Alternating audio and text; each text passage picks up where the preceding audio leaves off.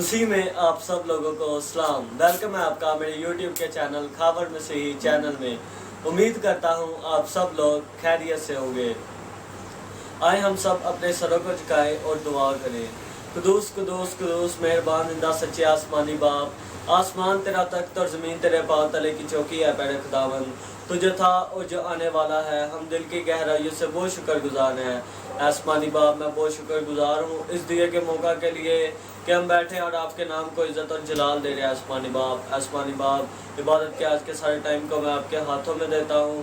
آسمانی باپ، آج کے پاک کلام میں سے جو کچھ بھی پڑھا سنا جائے آپ کی پاک مرضی کے مطابق ہو اور اسے ہمارے ذہنوں میں نقش کرنا ہے۔ آسمانی باپ، آج کے پاک کلام کے وسیلہ سے جتنی بھی جانے آسمانی باپ آج کا پاک کلام سنیں، انہیں بڑی برکت دینا، سب کے ساتھ ہونا، سب کو چھونا اور مسا کرنا، یسوع مسیح کے نام سے مانگتا ہوں، آمین۔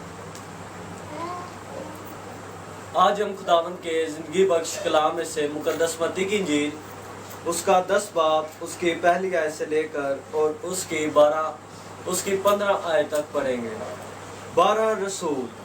پھر اس نے اپنے 12 شاگردوں کو پاس بلا کر ان کو ناپاک روحوں پر اختیار بخشا کہ ان کو نکالے اور ہر طرح کی بیماری اور ہر طرح کی کمزوری کو دور کرے۔ اور 12 رسولوں کے نام یہ ہیں: پہلا شمعون جو پطرس کہلاتا ہے اور اس کا بھائی اندریاس، زیبی کا بیٹا یعقوب اور اس کا بھائی یوحنا، فلپس اور برتمائی، توما اور متی مسول لینے والا، الفی کا بیٹا یعقوب اور تدئی، شمعون کنانی اور یہودا اسکریوتی جس نے اسے پکڑوا بھی دیا۔ 12 رسولوں کا مشن۔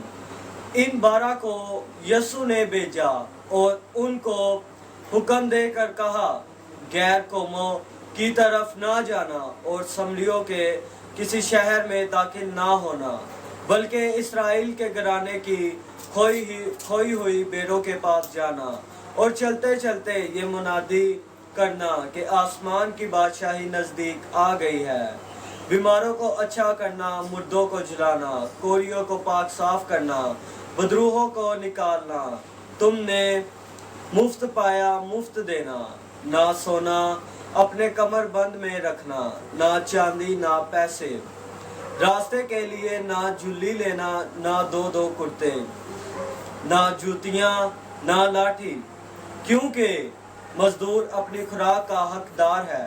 اور جس شہر یا گاؤں میں داخل ہو، دریافت کرنا کہ اس میں کون لائق ہے، اور جب تک وہاں سے روانہ نہ ہو اسی کے ہاں رہنا، اور گھر میں داخل ہوتے وقت اسے دعائے خیر دینا۔